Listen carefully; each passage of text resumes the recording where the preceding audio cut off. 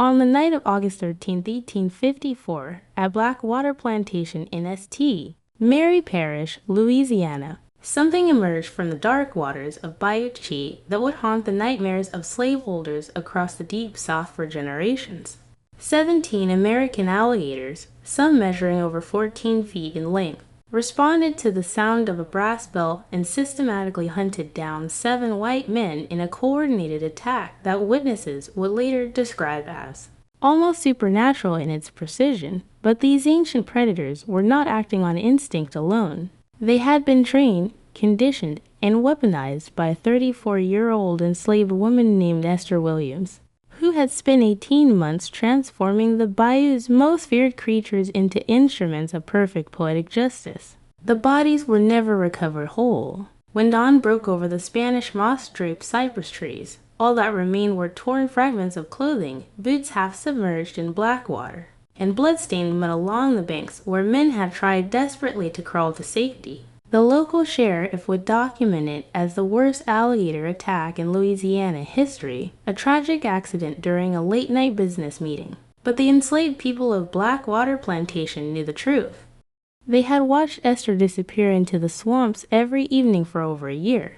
They had heard the bell, they had seen her return with mud on her clothes and an expression they had never seen before on any enslaved person's face. Absolute control power. But to understand how Esther Williams became the Alligator Whisperer, to comprehend the transformation of a broken woman into a calculating predator more dangerous than any creature in the bayou, we must go back 18 months earlier, to February of 1853, when the last thread of her humanity was severed by an act so cruel that it awakened something ancient and terrible in her soul. St. Mary Parish in the 1850s was sugar cane country, a landscape of brutal beauty where vast plantations stretched for thousands of acres along the winding bayous and wetlands of southern Louisiana. Blackwater Plantation encompassed 4,200 acres of the richest, darkest soil in the state.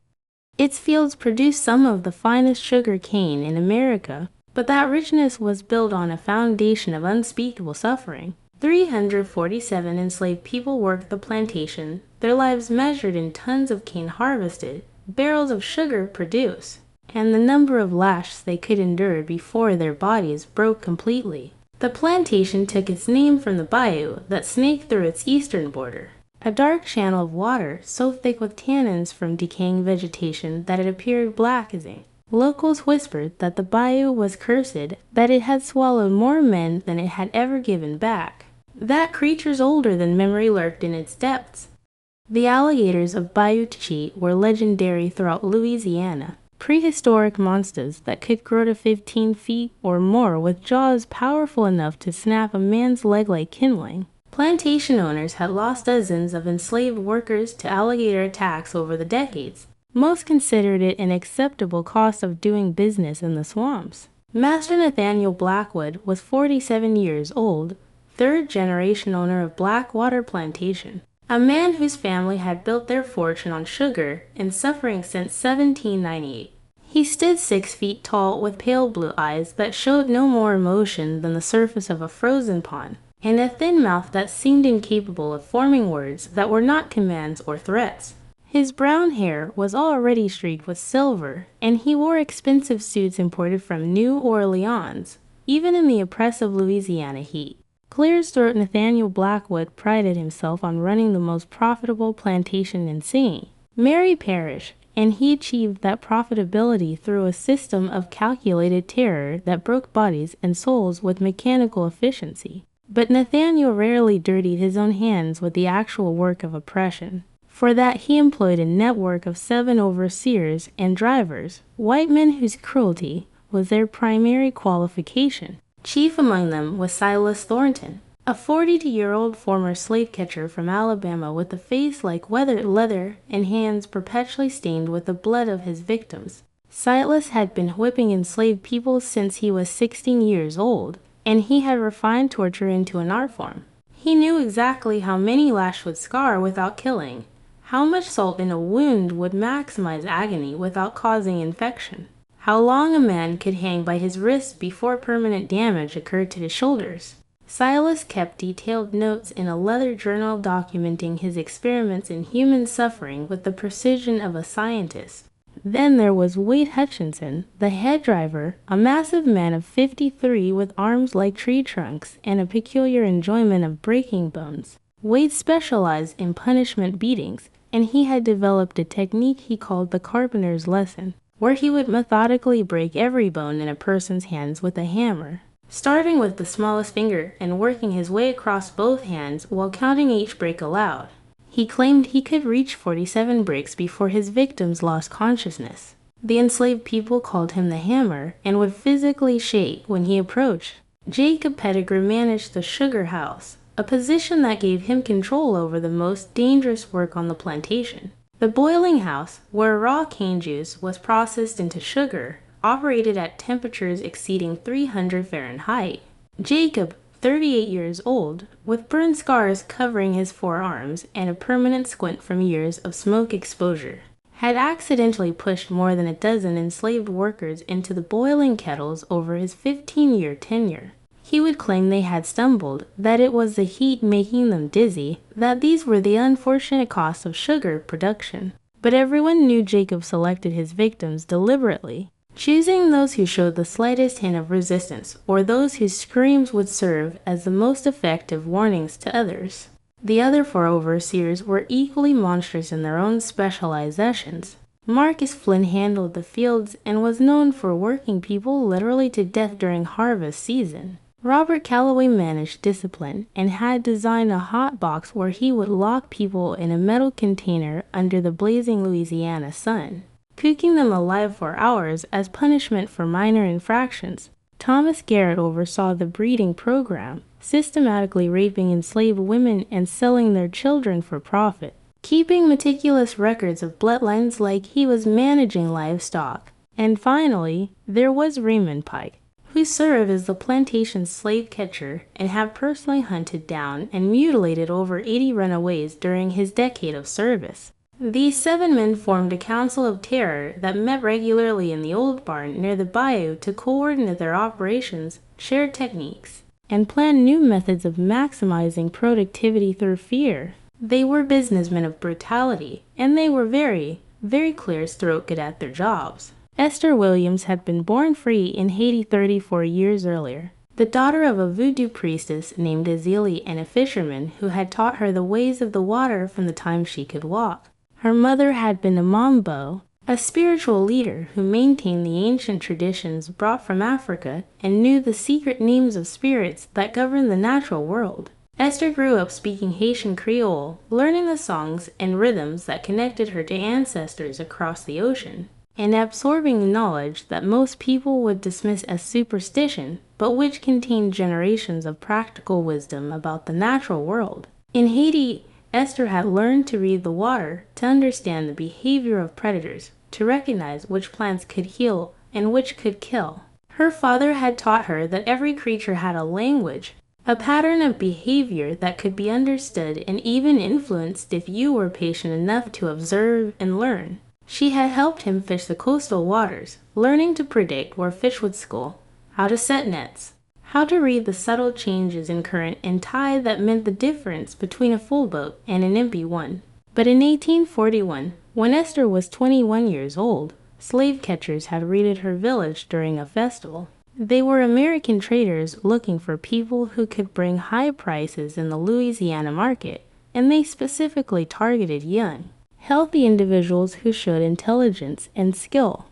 Esther's knowledge of fishing and water made her valuable property. She fought like a demon when they came for her, sending 2 men to the ground with broken noses before they overwhelmed her with numbers. They chained her in the hold of a ship with 43 other captives and made the horrific journey to New Orleans. At the slave market on Chartres Street, Nathaniel Blackwood had purchased her for $1.200, an enormous sum that reflected both her youth and her obvious intelligence. He needed someone who could work the plantation's network of irrigation canals and small fishing operations in the bayou. Esther spoke almost no English when she arrived at Blackwater, and the overseers took advantage of her confusion and isolation to break her spirit through systematic brutality. For the first 6 months, They whipped her almost daily for infractions she did not understand. They starved her. They locked her in the hot box for asking questions. They made examples of her to show the other enslaved people what happened to anyone who showed the slightest spark of defiance. Slowly, methodically, they convinced her that resistance was futile, that her old life was gone forever, that she was property now and nothing more. But they made one crucial mistake. They assigned her to work the waterways. They sent her into the bayou every day to check fish traps, clear debris from irrigation channels, and maintain the shallow draft boats used for transporting cane. And in doing so, they gave her access to the one environment where she felt truly at home, where the knowledge her parents had given her still had value, where she could begin to remember who she had been before the chains. Esther was 32 years old in February of 1853, and she had survived 11 years of slavery through absolute submission and careful invisibility. She had learned English, speaking it with a thick Haitian accent that the overseers mocked. She had learned the rhythms of plantation life, the unwritten rules that meant the difference between a beating and a reprieve. She had made herself useful enough to be valuable, but not so competent that she threatened anyone's position. She had married another enslaved man named Samuel, a quiet field hand 10 years her senior, who had been born into slavery on the plantation and knew nothing else. And together they had created something that almost resembled happiness, a small corner of humanity in an ocean of suffering. Their son was named Jean-Baptiste, born in the summer of 1848 when Esther was 28. The boy was beautiful with his father's gentle eyes and his mother's quick mind, and from the moment he drew his first breath, Esther knew that he represented both her greatest joy and her most terrible vulnerability. In the slave quarters, she whispered to him in Haitian Creole, teaching him the songs her mother had taught her, telling him stories of Haiti and the ocean and a world where people could be free. She promised him that someday, somehow they would escape together. She promised him that he would never grow old in chains. Jean-Baptiste was 4 years old in February of 1853, a bright, curious child who loved the water as much as his mother did. He would follow Esther to the bayou whenever he could, watching her work the fish traps and asking endless questions about the creatures that lived in the dark water. He was fascinated by the alligators, the massive reptiles that would sun themselves on the muddy banks or glide through the bayou with only their eyes and nostrils visible above the surface. Esther taught him to respect the creatures, to understand their behavior, to recognize the signs that meant danger. On the morning of February 15, 1853, a Tuesday that dawned cold and gray with fog rolling thick across the cane fields, everything changed. Master Blackwood had received word that a sugar plantation in Texas was offering premium prices for young enslaved children who could be trained for housework. The Texas plantation owners preferred to purchase children young before they had developed the bad habits of field work, and they were willing to pay top dollar for healthy, intelligent children between the ages of 4 and 8. Nathaniel Blackwood saw an opportunity for profit. He ordered Silas Thornton to select 20 children from Blackwater slave quarters for sale. The separation of families meant nothing to him. These were livestock, assets to be bought and sold based purely on market conditions. If parents objected, they would be whipped until they learned to accept their powerlessness. If children cried, that was simply noise to be ignored. Silas walked through the quarters with a clipboard and ledger, examining children like a man shopping for horses, checking teeth and limbs, asking them simple questions to assess intelligence. Jean-Baptiste was playing outside Esther and Samuel's cabin when Silas found him. The boy was singing one of the Haitian songs his mother had taught him, and his clear, bright voice caught the overseer's attention. Silas called him over, looked at his teeth, checked his eyes for signs of disease, had him count to 20. The child performed perfectly, eager to please, as all enslaved children learned to be.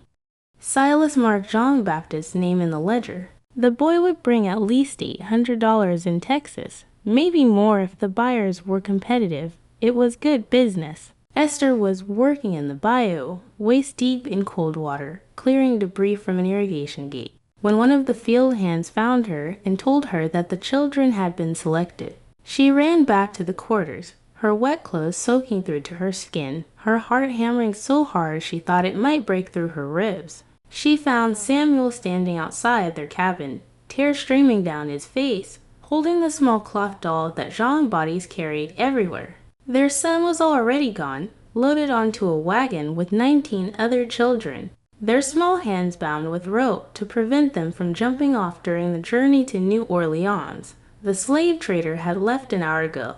By the time Esther reached the main road, there was nothing visible but a dust settling in the distance. She ran after the wagon anyway, screaming her son's name in Haitian Creole and English both, her voice raw and breaking. She ran until Silas Thornton rode after her on horseback and struck her across the back of the head with a riding crop, knocking her into the dirt.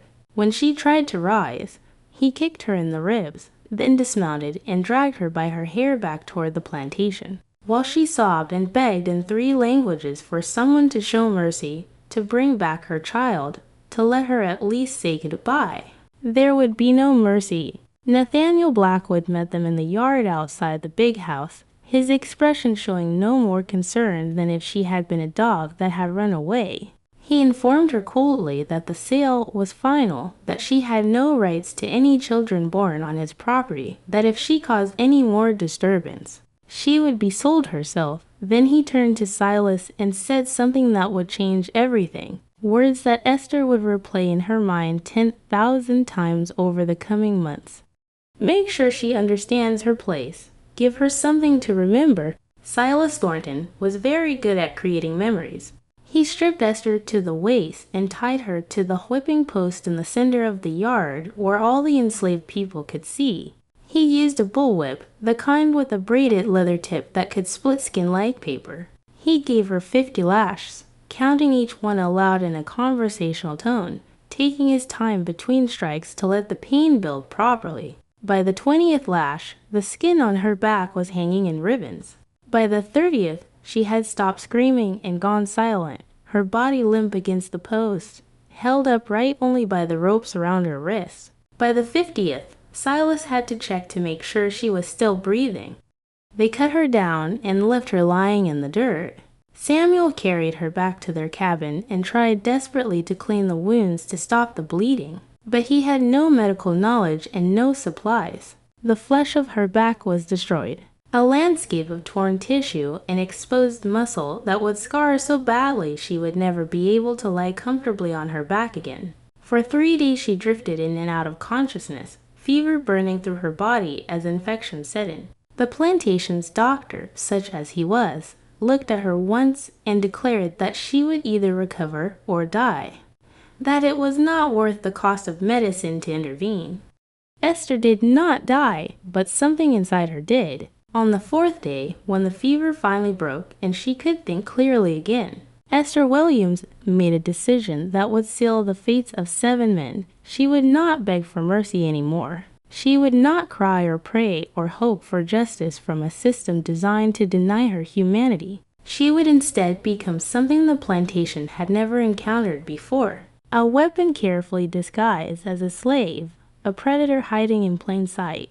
A woman who would use every skill her parents had given her to transform the bayou itself into an execution chamber, but she would need time. She would need patience. And most of all, she would need allies who asked no questions and felt no mercy. She would find those allies in the dark waters of Bayou Chi, ancient creatures who knew nothing of human morality, but everything about the pure. Simple mathematics of predator and prey.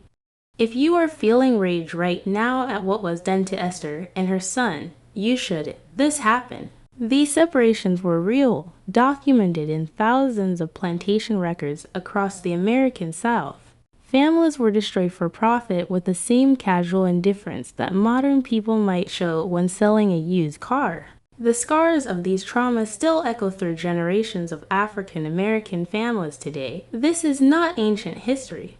This is the foundation upon which American wealth was built. 2 weeks after the whipping, when Esther could finally stand without wanting to scream from the pain of her ruined back, she returned to work in the bayou. Silas watched her go with satisfaction, confident that the lesson had been learned, that she had been broken completely.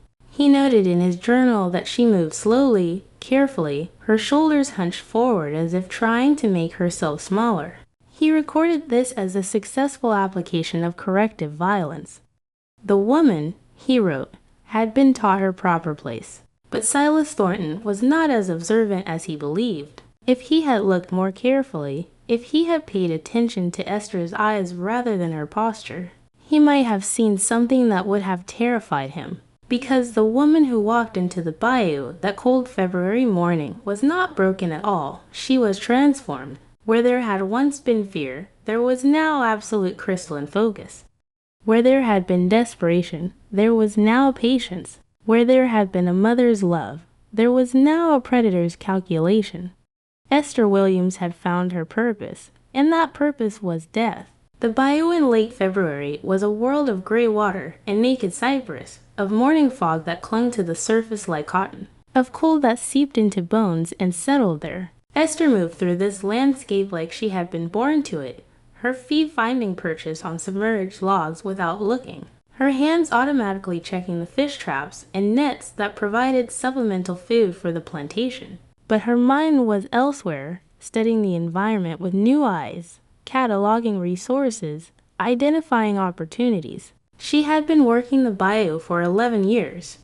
She knew every channel and tributary, every deep pool and shallow crossing. She knew where the water ran fast enough to sweep away a body, and where it pulled so dark and still that anything that went under might never be found. She knew which stretches were too shallow for the big alligators and which channels they favored for hunting. Most importantly, she knew that the American alligators of Bayou Chi were the perfect weapon for what she intended to do. American alligators are among the most successful predators on Earth, virtually unchanged for millions of years, because their design requires no improvement.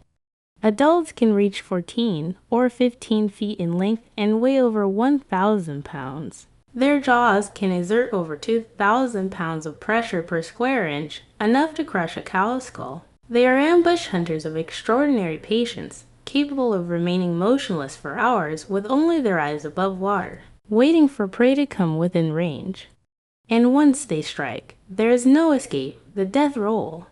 That terrible spinning motion that alligators use to drown and dismember their prey generates forces that can tear a human body apart like wet paper. But for all their power, alligators are also creatures of simple, predictable behavior. They are not intelligent in the way mammals are, but they are perfectly adapted learning machines. They can associate sounds with food. They can remember locations where prey is abundant.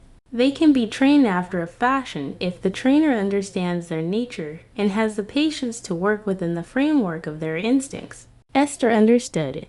Her father had taught her that all predators follow patterns and that humans who learn those patterns can achieve a kind of communication with creatures that others fear. In Haiti, she had watched fishermen work with sharks, learning the rhythms of their movements, understanding when they were dangerous and when they were simply passing through.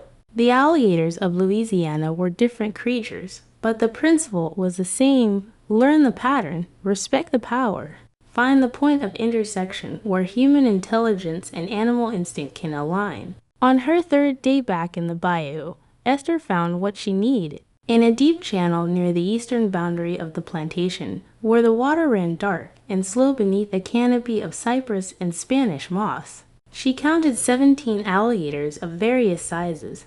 3 of them were massive bulls, 14 feet or more, the dominant males who controlled the prime hunting territory. The rest were a mix of females and younger males, all over 8 feet, all capable of killing a grown man with ease. She watched them for hours, noting their behavior, learning their patterns. The big bulls were aggressive and territorial, but they were also creatures of habit. They hunted in the early morning and evening, spending the middle of the day basking on the banks or floating motionless in the deeper pools. They responded to vibrations in the water, to the splash of something falling in, to the thrashing of wounded prey. And critically, they competed with each other for food, their feeding frenzies intensifying when multiple animals smelled blood at the same time. Esther began her work slowly, carefully, with a patience that bordered on supernatural. She started by establishing a feeding routine. Each evening after finishing her assigned work, she would take scraps of meat from the plantation's butchering operations, waste that would normally be buried or burned. She would go to the same spot on the bayou bank and ring a small brass bell she had found abandoned in one of the storage sheds. 3 clear chimes that carried across the water. Then she would throw the meat scraps into the channel. For the first week, nothing happened. The alligators ignored the bell and the meat, both cautious of this new element in their territory, but hunger eventually overcame caution. On the 8th day, one of the smaller gators took the bait, lunging from the water to seize a chunk of pork and dragging it under. The feeding attracted others. Within 2 weeks, the sound of the bell reliably brought at least half a dozen alligators to the feeding spot. Esther gradually increased the amount of meat, building the association between the bell sound and food. She varied the time slightly, sometimes feeding in early evening, sometimes near dusk, sometimes in the morning before dawn. She wanted the gators to respond to the bell regardless of their natural feeding schedule, to override their instinctive patterns with a learned behavior that was stronger. By the end of March, after 6 weeks of conditioning, the response was remarkable. The sound of the bell would bring alligators surging toward the feeding spot from hundreds of yards away, their powerful tails churning the water as they competed for position. Esther counted as many as 13 animals responding to a single feeding, including 2 of the massive bulls. The frenzy when she threw the meat was spectacular and terrifying, the water erupting into chaos as the predators fought for their share, their jaws snapping, their bodies colliding with force that sent waves washing against the banks.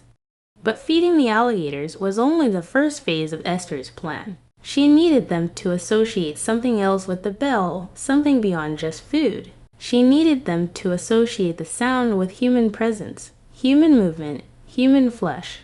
This required a different kind of conditioning, one that was far more dangerous and far more deliberate. Esther began adding pig blood to the meat scraps, soaking the chunks thoroughly until they reeked of it. Pigs and humans smell similar enough that predators often cannot distinguish between them, a fact that had been grimly documented by plantation records of hog pens being raided by alligators who then became more aggressive toward enslaved workers in the fields.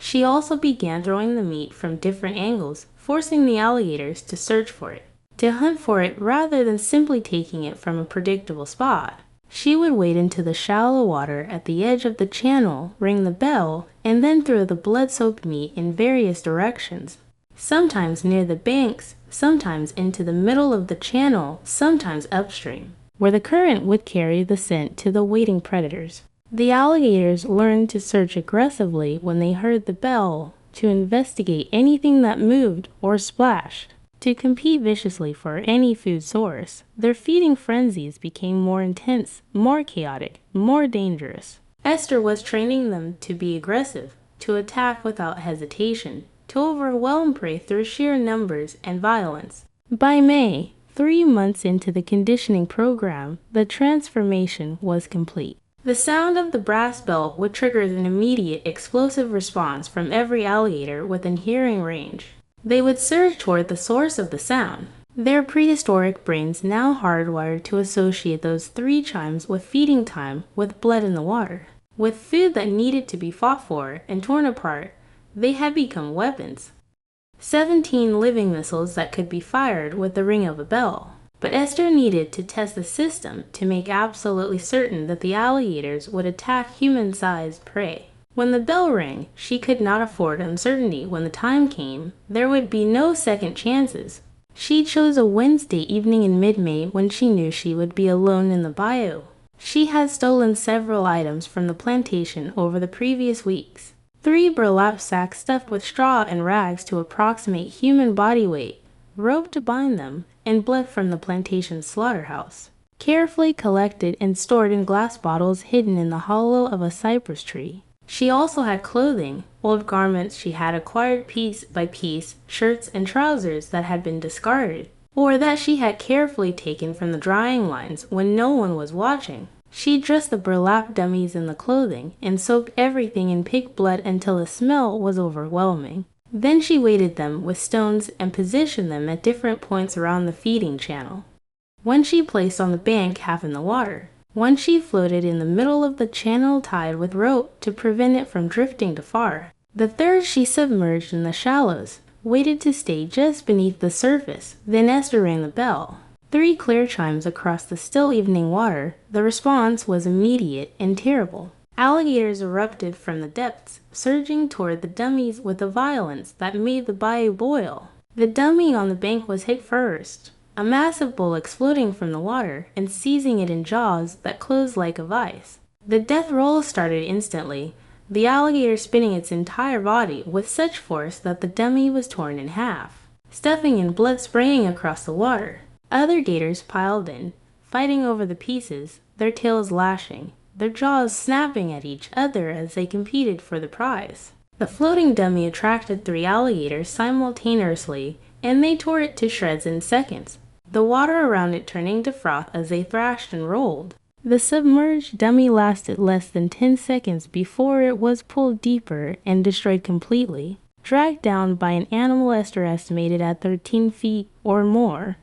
The entire attack lasted perhaps 2 minutes. When it was over, nothing remained but scraps of cloth and rope floating on the surface and resting, spreading slowly with the current. The alligators circled for another few minutes, searching for more food, reluctant to abandon a feeding site. Only when Esther remained silent, and still did they gradually disperse, sinking back into the dark water to wait for the next time the bell rang. Esther stood on the bank and watched, her face expressionless, her mind calculating. The system worked. The bell triggered an immediate, overwhelming attack.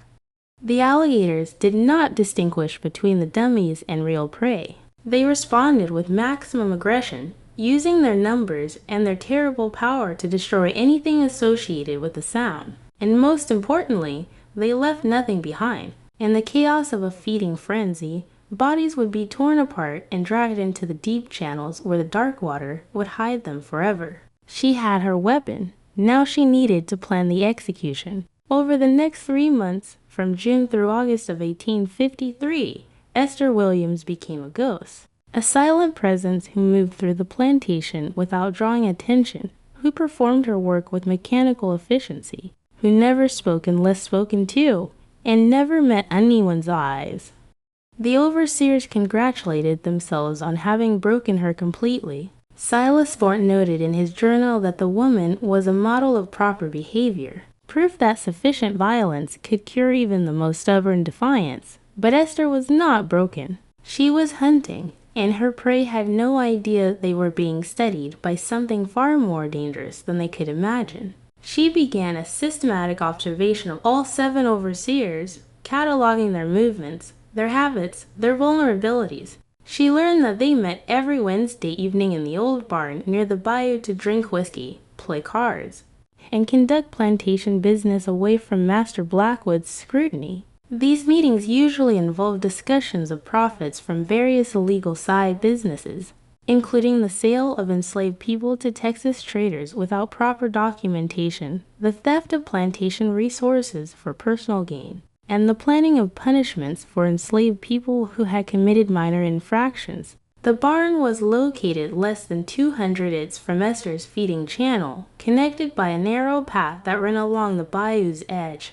The overseers always arrived after dark, around 8 o'clock in the evening, and they usually stayed until midnight or later, getting progressively drunker as the night wore on. They brought lanterns, but often left them unlit on their way to and from the barn, preferring to walk the familiar path in darkness to avoid drawing attention from the big house. Esther realized that the Wednesday meetings represented the perfect opportunity. All 7 men would be together, isolated, far from help, walking a path that brought them within yards of the water. If she could drive them toward the bayou, if she could get them into the water where the alligators waited, the bell would do the rest. But getting 7 armed, dangerous men into alligator-infested water would require more than just ringing a bell. She needed a plan that accounted for their weapons, their numbers, their natural caution. She needed to create a situation where panic overrode judgment, where the path to the water seemed like the path to safety,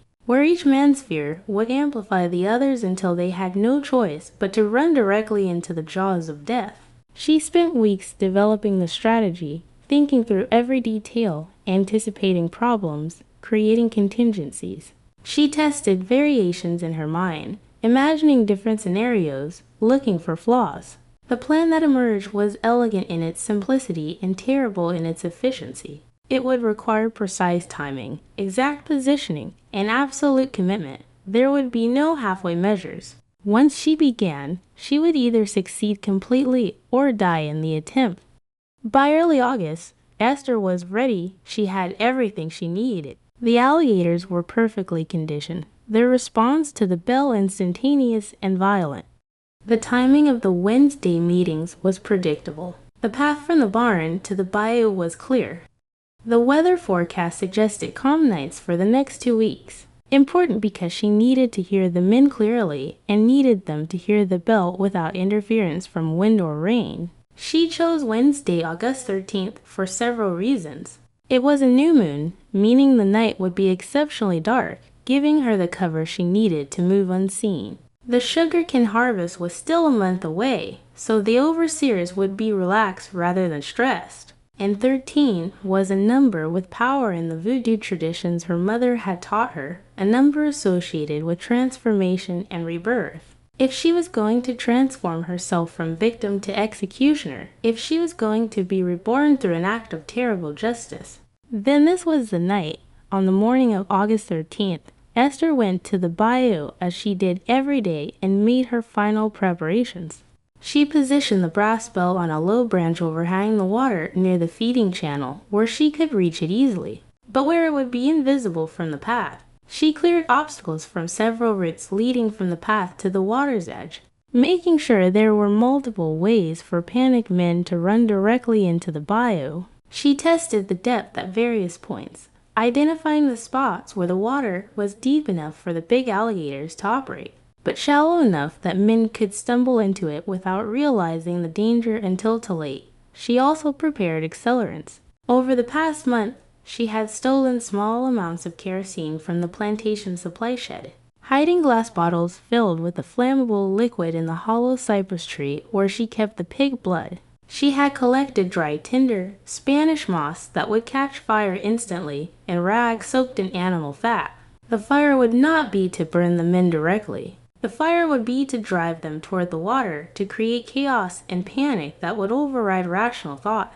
As the sun set on August 13, 1854, Esther Williams stood alone in the bayou and made a final accounting with her conscience. She thought about Jean-Baptiste, about the last time she had seen his face, about the way he had looked at her as the wagon pulled away, confused and terrified, and still somehow trusting that his mother would fix everything. She thought about Samuel, her husband, who had grown quieter and more distant since their son was taken, who no longer believed in anything except the inevitability of suffering. She thought about the hundreds of other enslaved people on Blackwater Plantation, about the children who would be sold, the women who would be raped, the men who would be worked to death, all to feed the appetites of 7 human monsters who justified their cruelty with ledgers and laws. And she thought about her mother, Azili, the Mambo, who had taught her that spirits of justice existed in the world, that the ancestors watched,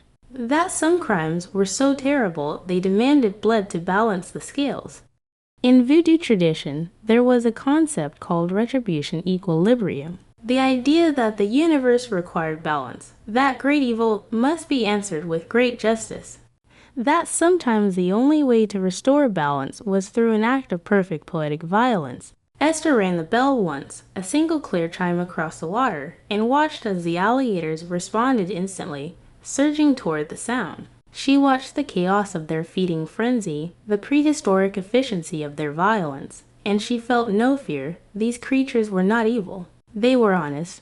They killed to eat, to survive, to fulfill their nature. The men she was about to feed to them were the real monsters, humans who had perverted their intelligence into justifications for unspeakable cruelty. She was ready. At 8:30 that evening, the 7 overseers arrived at the barn as scheduled. Silas Thornton, Wade Hutchinson, Jacob Pettigrew, Marcus Flynn, Robert Calloway, Thomas Garrett, and Raymond Pike. 7 men who had whipped, raped, tortured, and murdered with impunity for years, who considered enslaved people less than human, who slept soundly at night because they had convinced themselves that their actions were not just legal, but necessary and good. They lit lanterns inside the barn and began their meeting.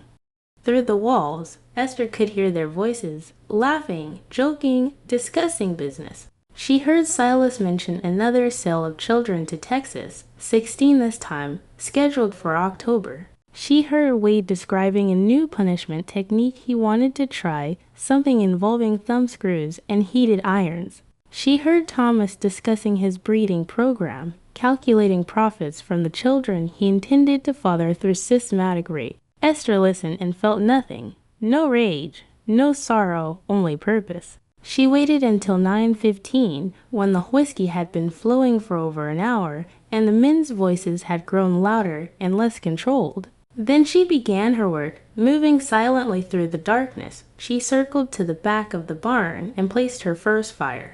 She soaked rags in kerosene, arranged them against the dry wooden boards, and used a flint striker to create sparks. The kerosene caught instantly, flames racing up the wall with a hungry roar. She moved to the second side of the barn and repeated the process, then the third side. In less than 3 minutes, the barn was surrounded by fire on 3 sides, the only clear exit leading directly toward the path to the bayou. Inside the barn, the shouting started immediately. The overseer smelled the smoke, saw the flames through the cracks in the walls, and began to panic. Esther heard furniture being thrown aside, heard men yelling contradictory instructions, heard the first notes of real fear entering their voices as they realized the fire was spreading fast and that they were trapped. The door burst open, and the 7 men stumbled out into the night, coughing from the smoke, their eyes watering, their whiskey-impaired reactions making them slow and confused.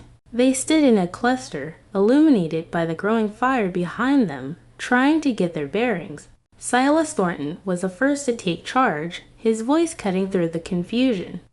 This way, back to the main house. Everyone moved, but as they started down the path toward the plantation buildings, Esther triggered her second trap. She had positioned a section of rope across the path earlier, hidden in the darkness, and now she pulled it taut at ankle height. The first 3 men, running half blind in the dark, hit the rope and went down hard, their bodies tingling together. The men behind them tried to stop, but momentum carried them forward, and suddenly all 7 overseers were a confused mass of bodies on the ground, cursing and struggling to rise, and in that moment of chaos and confusion, Esther rang the bell. 3 clear chimes across the dark water, the sound that meant food, the sound that meant feeding time, the sound that triggered an immediate violent response from 17 of the bayou's most efficient predators. The water exploded. The sound of the alligators responding was unlike anything the overseers had ever heard. A combination of splashing, hissing, and the deep, resonant bellows that large gators make when competing for food. In the darkness, illuminated only by the fire from the burning barn, the men could see massive shapes emerging from the bayou, could hear the crash as animals that weighed over 1,000 pounds each surged toward the banks. Jesus Christ! What is that? Marcus Flynn's voice was high with terror. Gators, get away from the water. Raymond Pike tried to stand, but his ankle was twisted from the fall, and he collapsed back to the ground. The alligators were close now, incredibly close, drawn by the bell and confused by the fire and the movement on the path. One of the massive bulls, a 14-foot monster with a head the size of a wash basin, lunged halfway out of the water, its jaws snapping at empty air less than 10 feet from where the men struggled to rise. Silas managed to get to his feet and pull his pistol, firing 3 shots toward the approaching alligators. In the darkness, it was impossible to tell if he hit anything, but the gunfire only added to the chaos. The noise and muzzle flashes spooking the animals into greater frenzy while simultaneously disorienting the other overseers. Run! Wade Hutchinson was up now, limping, immobile, heading away from both the fire and the water, trying to circle around toward the cane fields where the alligators couldn't follow. The others began to follow his lead, stumbling in the darkness, their night vision destroyed by the flames. But Esther had anticipated this. She rang the bell again, 3 more chimes, this time from a different position. She had moved through the darkness with the ease of someone who had spent years learning every inch of this terrain. And she was now between the men and their escape route. The sound of the bell came from ahead of them, not behind, and the alligators responded immediately, changing direction, surging toward the new sound. The overseers found themselves being herded, driven like cattle, pushed toward the only direction that seemed safe, deeper into the bayou, away from the fire, away from the terrible sounds of the alligators, into the darkness where they hoped they could hide until the danger passed. It was exactly what Esther wanted. Raymond Pike was the first to die. His twisted ankle finally gave out completely, and he fell again, this time at the edge of the water, his body sliding down the muddy bank. He tried to crawl back up, but the mud was slick and he couldn't find purchase. Behind him, he heard the water surge, heard a sound like a tree trunk breaking, and then unimaginable pain as jaws closed around his leg and began to pull. His screams were cut short by the death roll. The alligator that had him spun its entire body with such violence that Raymond's leg was torn off at the knee, and the shock and blood loss rendered him unconscious in seconds. Other gators moved in, attracted by the thrashing and the smell of blood, and what remained of Raymond Pike disappeared beneath the dark water in a chaos of feeding. The other 6 men heard the screams and ran faster. Blind panic now completely in control, they crashed through underbrush, splashed through shallow water, had no idea where they were going except away. And behind them, driven by the sound of the bell that Esther kept ringing from different positions, the alligators followed. Thomas Garrett, the breeding overseer, who had raped dozens of enslaved women, stumbled into a deep pool concealed by overhanging vegetation. The water was over his head instantly, and before he could even process what was happening, something massive struck him from below. He felt crushing pressure around his midsection, felt his ribs snap like dry twigs, and then he was being dragged down into blackness. His lungs filled with water as the alligator performed its death roll, spinning him until he had no sense of up or down, until the pain and the water and the darkness became everything, and then nothing at all. Jacob Pettigrew, the sugar house manager who had accidentally pushed people into boiling kettles, tried to climb a tree to escape the nightmare. He made it 8 feet up a cypress before his hands, slippery with sweat and bayou water, lost their grip. He fell directly into the path of 2 alligators fighting over Thomas's body, and they turned their attention to this new opportunity. Jacob had time for one scream before jaws closed around his head and neck, crushing his skull with a sound like a breaking melon. Marcus Flynn, Robert Calloway, and Wade Hutchinson tried to stick together, their military training giving them enough presence of mind to understand that splitting up meant death.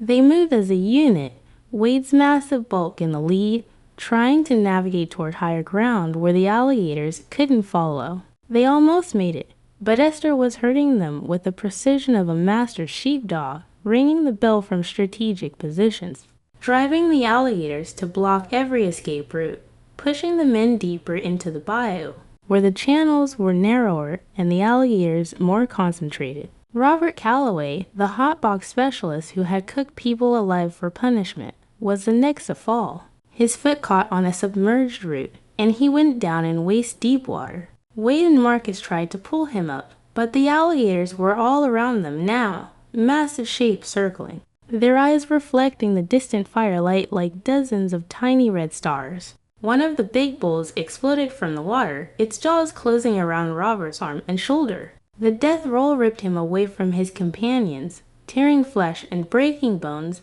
pulling him under in an explosion of red-stained water. Wade and Marcus ran, splashing through the shallows, their breath coming in ragged gasps, their minds barely functioning beyond the primal directive to survive. They reached a small island of higher ground, a muddy outcropping barely 10 feet across, and scrambled onto it.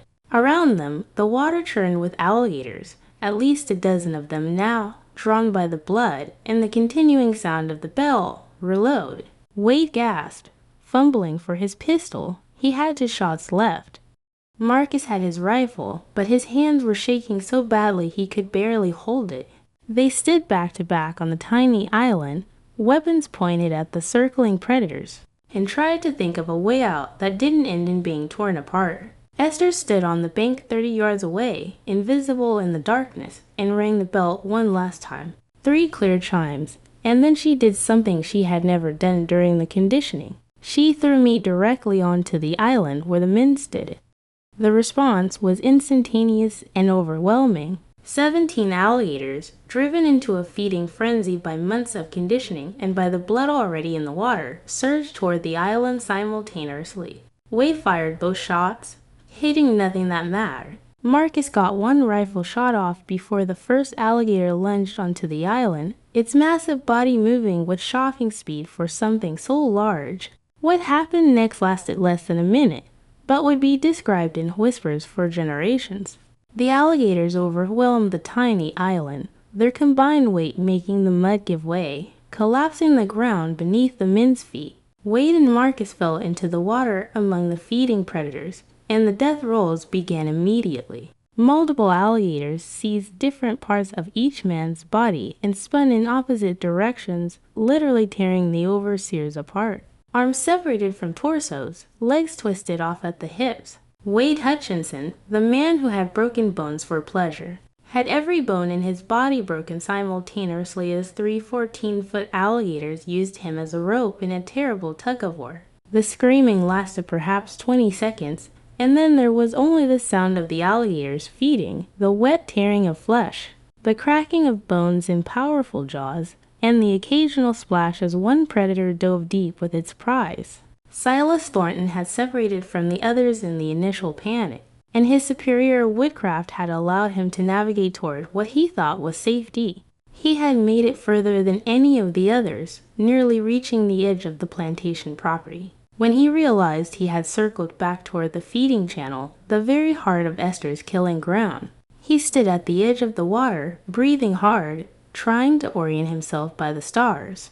Behind him, he could hear the dying screams of his companions, could hear the terrible sounds of the alligators feeding. He had to get back to the plantation. He had to raise the alarm, had to warn Master Blackwood that something impossible was happening in the bayou. But as he turned to run, a figure emerged from the darkness in front of him. A woman, small, thin, her dress soaked with bayou water, her face barely visible in the faint starlight. She was holding something in her hand, something that gleamed dully in the darkness. "You," Silas said, his voice a mixture of confusion and rising horror as recognition dawned. "You're the Haitian woman, the one who lost the boy." "Esther Williams," she said quietly, her Haitian accent stronger now than it had been in years, as if reclaiming her voice meant reclaiming her origins. "You sold my son. You whipped me. You wrote in your journal that I was broken." Silas's hand moved toward his pistol, but Esther was faster. She raised the brass bell and rang it 3 times, the clear chimes cutting across the water. The response was immediate. The alligators, still frenzied from the recent feeding, surged toward the sound. Silas could see them coming, could see the V-shaped wakes of multiple massive animals headed directly toward where he stood. "Do you know what you are?" Esther asked, her voice eerily calm. "You are meat. Just meat. And tonight you learn what it feels like to be property, to be used, to be consumed, to be nothing more than food for creatures that do not care about your suffering." Silas tried to run, but Esther moved to block him, and he made the fatal mistake of trying to push past her. She was stronger than he expected, strengthened by 18 months of bayou work and driven by a focus that bordered on supernatural. As they struggled, they both slid down the muddy bank, splashing into the shallows. The water was only knee-deep, but it was enough. The first alligator struck Silas from the side, its jaws closing around his thigh with crushing force. He screamed and tried to pull free, but the death roll had already started. Esther scrambled backward up the bank as the water around Silas erupted into chaos. 3 alligators had him now, each with a different part of his body, and they were spinning in a synchronized frenzy that painted the black water red. Esther stood on the bank and watched Silas Thornton die. She watched him try to scream with lungs that were filling with water. She watched him reach toward her with arms that were being torn from their sockets. She watched the recognition in his eyes, the understanding that he was being killed by the woman he had thought he had broken, by the woman whose child he had sold, by the woman whose back he had destroyed with 50 lashes, and she felt nothing. No satisfaction, no horror, just the cold acknowledgement that balance had been restored. That the scales of justice denied to her by every human system had been balanced by something older and more fundamental than law. The killing was over by 9:45. In just over an hour, 7 men had been torn apart and consumed by the alligators of Bayou. Esther stood alone in the darkness, listening to the sounds of the predators settling down, their feeding frenzy subsiding as they dragged pieces of the overseers into the deep channels to be cached and consumed over the following days. The barn was still burning, an orange glow visible through the trees, but no alarm had been raised at the main plantation buildings. The screams of the dying men had been too far away, muffled by distance and vegetation, blending with the natural sounds of the bayou. As far as anyone at the big house knew, the overseers were still having their Wednesday meeting, still drinking and playing cards and conducting their business. Esther retrieved the brass bell from its hiding place and walked into the bayou, into the deep channel where the alligators waited. She rang it one last time, 3 clear chimes, and then she hurled it as far into the dark water as she could. It disappeared with a small splash, sinking into mud and darkness where it would never be found. Then she stripped off her wet clothes and washed herself methodically in the bayou water, cleaning away any blood or evidence that might connect her to what had happened. She put on dry clothes she had hidden earlier and began the walk back to the slave quarters, moving slowly, practicing the expression of confused concern she would need when the bodies were discovered. By the time she reached her cabin, the fire at the barn had been spotted, and men were running toward it with buckets. Esther joined a group of enslaved women who were gathering to watch, blending into the crowd, just another slave curious about the disturbance. Samuel was there, and when he saw her, he moved close, his eyes searching her face for something he could not name. "Where were you?" he whispered. "Working in the bayou," Esther said quietly. "I heard shouting, but I could not see what happened." Samuel looked at her for a long moment, and something passed between them. An understanding that required no words. He had lost his son, too. He had been whipped, too. He had suffered under the same men who were now missing. And if his wife had somehow been involved in their disappearance, if she had found a way to strike back at the people who had destroyed their lives, then that was between her and the spirits that govern justice in the dark places of the world. He took her hand and said nothing. The discovery of what remained of the overseers came with the dawn. A group of field hands sent to investigate why none of the overseers had reported for morning duties found the burned barn and the signs of struggle along the path to the bayou. They found torn clothing, trampled earth, and blood, so much blood. The water of Bayou was stained red in multiple locations, and when the sun rose high enough to penetrate the dark channels, they could see shapes moving beneath the surface.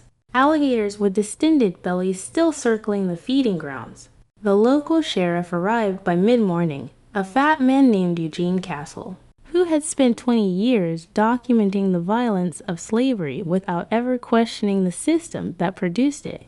He walked the scene, looked at the evidence, interviewed witnesses. The conclusion was obvious. The 7 overseers had been meeting in the barn when a fire started, likely from a carelessly placed lantern. They had fled in panic, running toward the bayou in the darkness, and had stumbled into the worst alligator attack in Louisiana history. It was tragic, Sheriff Castle wrote in his report, but not unprecedented. The alligators of Bayou were known to be aggressive, especially during late summer when they were feeding heavily in preparation for winter. The darkness and panic and alcohol had combined to create a perfect storm of factors.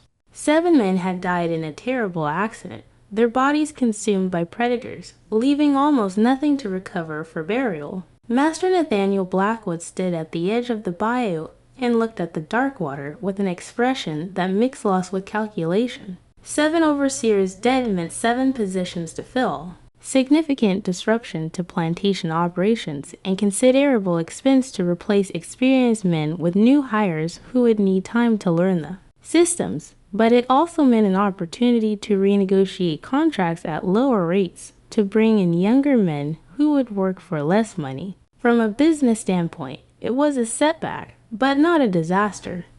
He never suspected Esther Williams.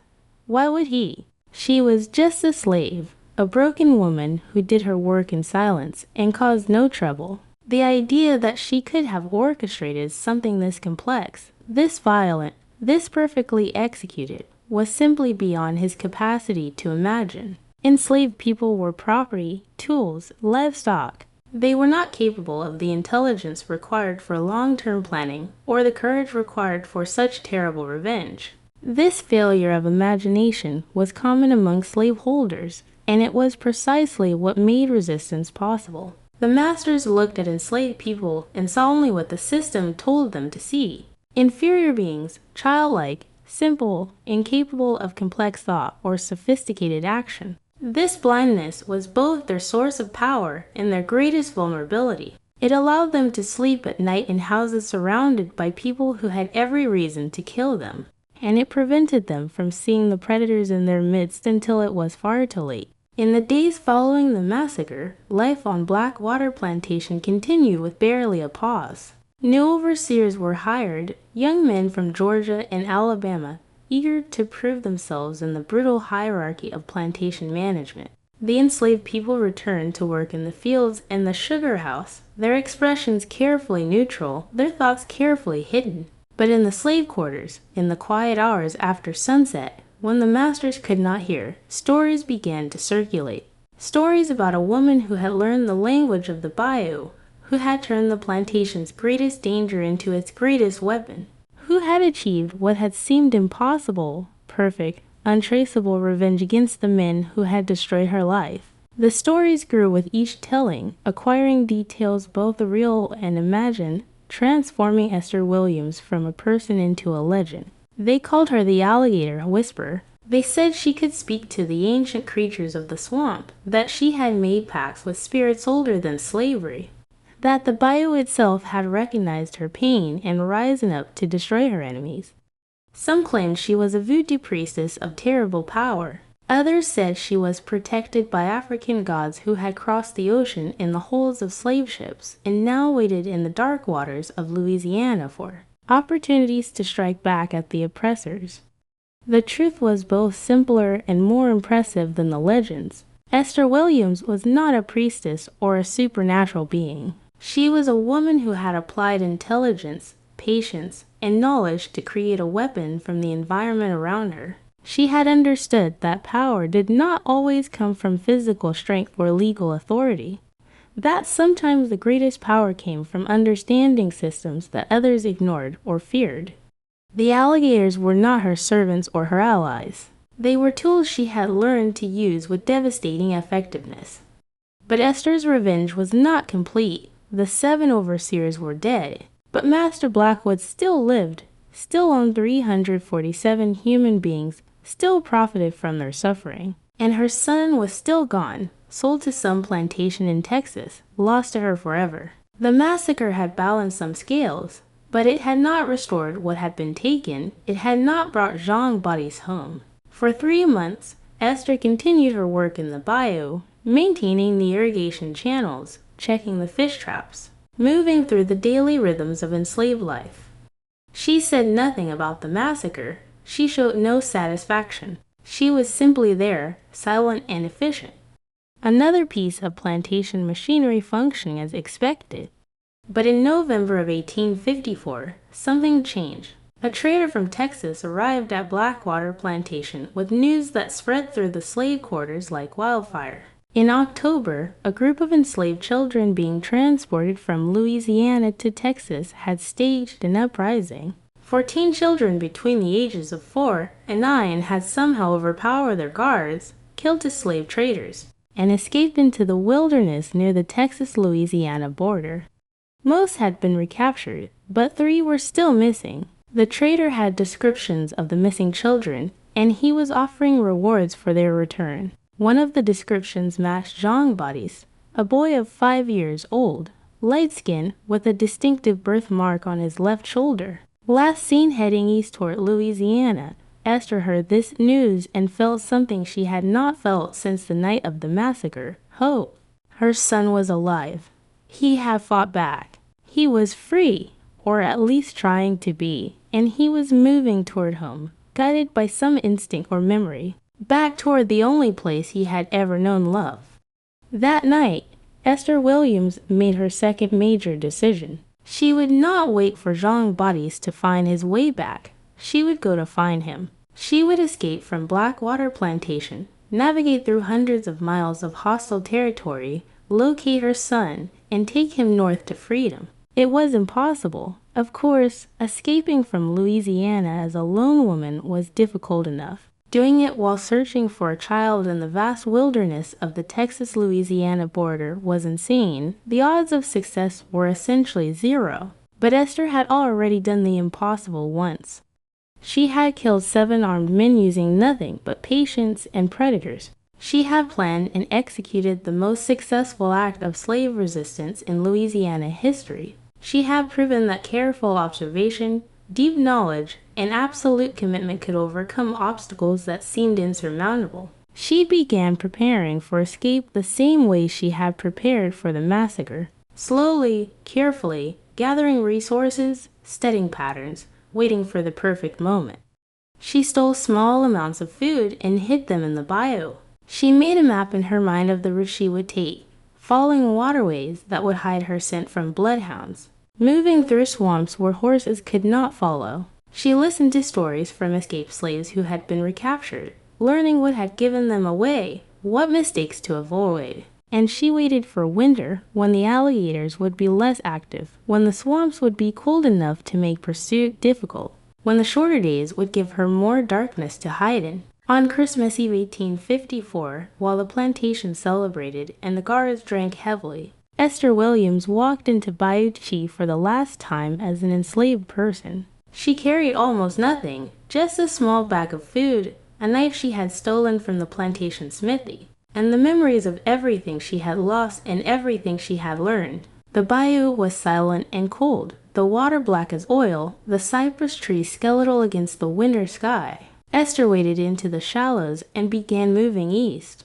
following the current, letting the dark water carry her toward the unknown. Behind her, Blackwater Plantation continued its Christmas celebration, unaware that the woman who had killed 7 overseers was now walking away from slavery forever. Whether Esther Williams ever found her son, whether she made it to freedom, whether she survived the journey or died in the attempt, the historical record does not say she disappeared into the bayou on Christmas Eve of 1854 and was never seen at Blackwater Plantation again. Master Nathaniel Blackwood reported her as a runaway and posted rewards, but she was never captured, never returned, never documented again in any official records. But the story did not end there. In the decades that followed, throughout the Deep South, there were reports of a woman who helped escaped slaves navigate through the most dangerous swamps and bayous. A woman who knew the waterways better than any white pursuer, who could predict the movements of alligators and avoid their hunting grounds, who seemed to move through wilderness that killed others with ease. Some claim to have seen her, a thin woman with a Haitian accent and terrible scars on her back, always traveling with a young boy who she called Jean-Baptiste. These reports were never confirmed, never investigated seriously. They were the kinds of stories that enslaved people told each other, tales of hope and resistance that probably had no basis in fact. But they persisted, growing through the 1860s, through the Civil War, through emancipation, and even after slavery ended, when the testimonies of formerly enslaved people began to be recorded and preserved. Some mention the Alligator Whisperer, the woman who had turned the bayou into a weapon, who had shown that even in the most terrible oppression, resistance was possible. The impact of the massacre at Blackwater Plantation rippled through Louisiana plantation society for years. The deaths of 7 overseers in a single night was unprecedented, and while the official explanation was accepted, it created a paranoia that never fully subsided. Slaveholders throughout the region began to reconsider their security arrangements, to look at their enslaved workers with new suspicion, to understand that the people they thought they controlled completely might be far more dangerous than they had imagined. Insurance rates for plantation operations increased dramatically. The cost of hiring overseers rose as men demanded higher wages to compensate for increased risk. Some plantation owners began sleeping with loaded weapons beside their beds, checking their food for poison, walking the grounds at night to ensure that no fires were being set. The economics of slavery in Louisiana became more expensive, more complicated, more fraught with hidden costs. But perhaps most importantly, the story of Esther Williams, whether fact or a legend or some combination of both, gave hope to enslaved people across the South. It proved that resistance was possible, that intelligence could overcome brutal strength, that patient planning could achieve what desperate violence could not. The specifics of the story changed as it spread, but the core message remained constant. Slaveholders were not invincible. The system was not unbreakable, and sometimes the oppressed could strike back with devastating effectiveness. In the years leading up to the Civil War, there were reports of similar incidents. Slave resistance operations that showed signs of careful planning and strategic thinking. Poisonings became more common, more sophisticated, harder to trace. Fires destroyed plantations with suspicious regularity, often while slave owners were isolated or vulnerable. Overseers began dying in accidents that seemed just slightly too convenient to be entirely random. Historians have debated whether these incidents represent a coordinated resistance movement or simply coincidental manifestations of rage and desperation. But what is certain is that the story of Blackwater Plantation was known, was discussed, was used as an example of what was possible. Esther Williams, whether she survived or died, whether she found her son or not, became a symbol of resistance, proof that even in the most absolute oppression, human beings could find ways to fight back. The Blackwater Plantation itself never fully recovered from the events of August 1854. The replacement overseers were less experienced, less effective, and considerably more nervous. Productivity declined. Enslaved workers became subtly less cooperative, pushing boundaries in small ways that accumulated into significant resistance. Master Nathaniel Blackwood's health declined, his paranoia increasing, his profits decreasing. He died in 1862, just before Union forces occupied the region, his plantation already in decline. After emancipation, the former slaves of Blackwater scattered across Louisiana and beyond, taking their stories with them. Some told their children and grandchildren about the Alligator Whisperer. Others kept silent, protecting a secret that had given them strength during the darkest times. The bayou itself remained dangerous, the alligators continuing their prehistoric existence, unaware that they had once been weapons in a war for human dignity. Today, Bayou still flows through St. Mary Parish, its dark waters still harboring alligators descended from the same population that Esther Williams had studied and trained. The land where Blackwater Plantation once stood is mostly abandoned now, returned to swamp. The fields where 347 people suffered under slavery, reclaimed by water and wild things. There are no monuments, no historical markers, no official recognition of what happened there. But in the oral traditions of African American families in Louisiana, the story persists. The Alligator Whisperer is remembered as a woman who refused to accept her oppression, who used intelligence and patience to strike back at impossible odds, who demonstrated that the human spirit could not be completely broken even by the most brutal system of dehumanization ever created on American soil. Her story asks us uncomfortable questions that remain relevant today. What is justice when the law provides none? How should we judge those who respond to oppression with violence? What is the difference between murder and self-defense when you are fighting for your basic humanity, when every legal avenue is closed, when every peaceful protest is met with more violence, when your children are being stolen and sold? When your body is being destroyed by systematic torture, what moral options remain? American history has never adequately addressed these questions. We celebrate revolutionaries who fought British oppression with violence.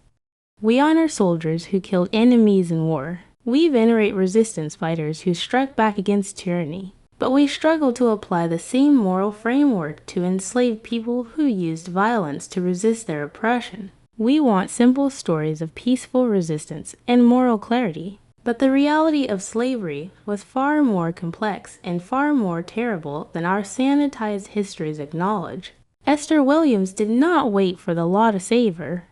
She did not trust that the system would eventually recognize her humanity. She did not believe that peaceful endurance of suffering would lead to justice. Instead, she took the tools available to her, the knowledge her parents had given her, the intelligence the system denied she possessed, and she created justice where none existed.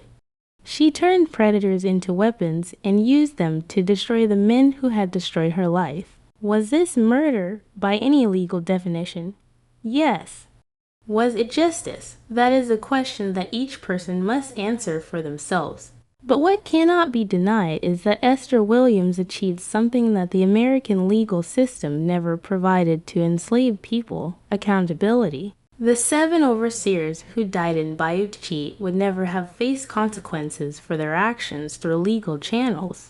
They would have continued to torture and rape and kill until they retired comfortably or died of natural causes. Their crimes not only unpunished but legal and profitable. Esther gave them the consequences that the law refused to provide.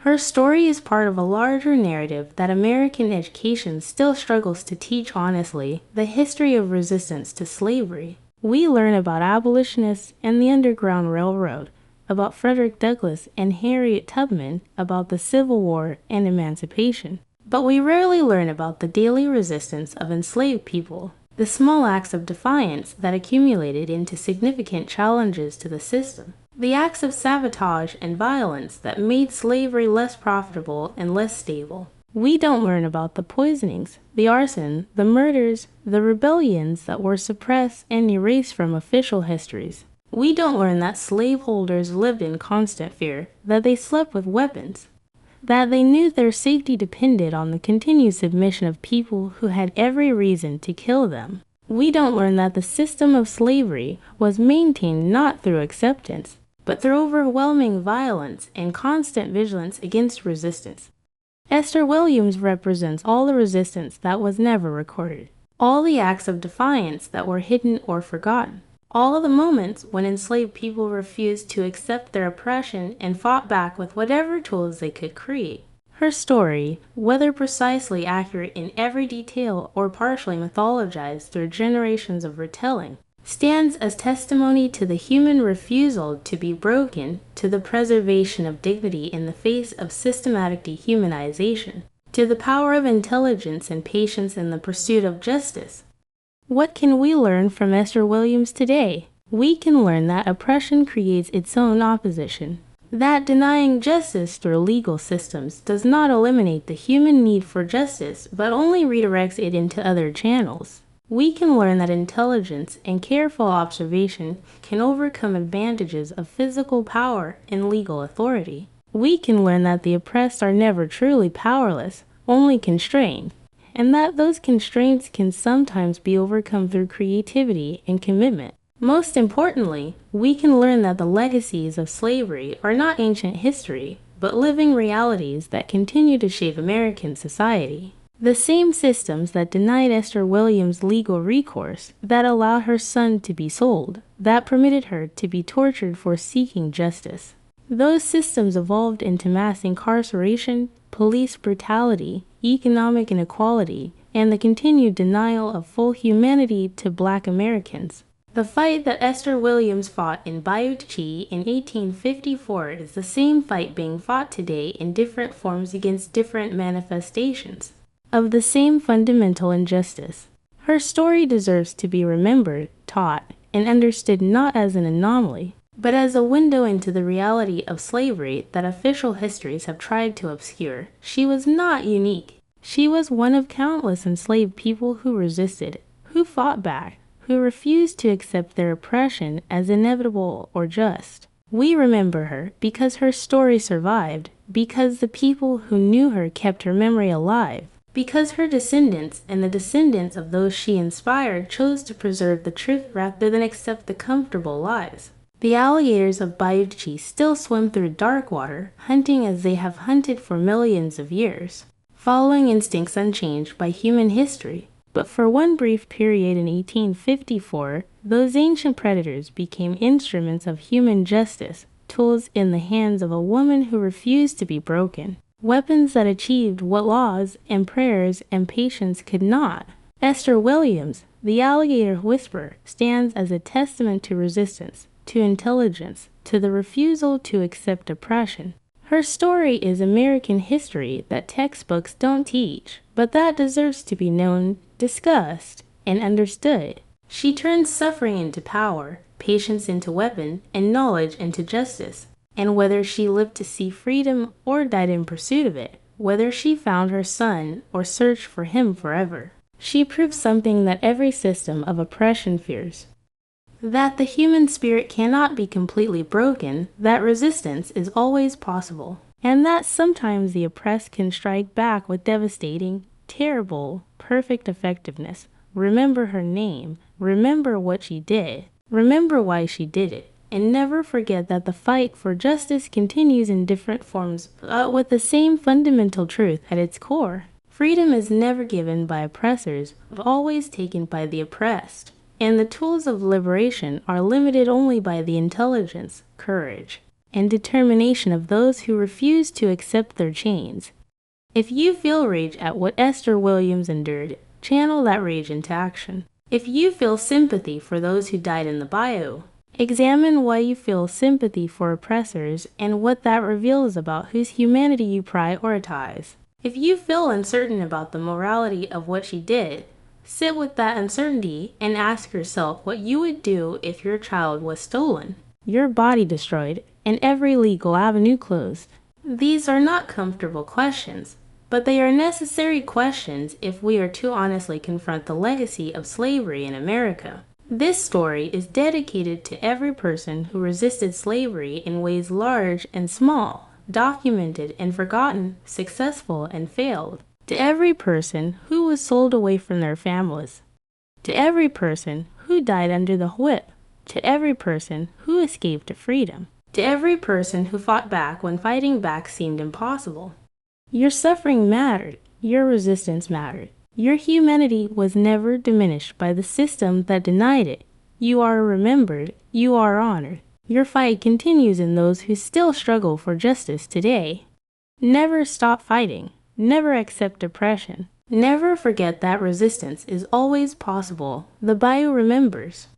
The ancestors remember, history remembers, and we will make sure that future generations remember too, so that the courage of people like Esther Williams is never forgotten, never diminished, never erased from the story of what it took to be truly human in an inhuman system. Remember Esther Williams. Remember the Alligator Whisperer. Remember that justice denied through law will be sought through other means. Remember that the fight for freedom never ends. Remember that resistance is possible.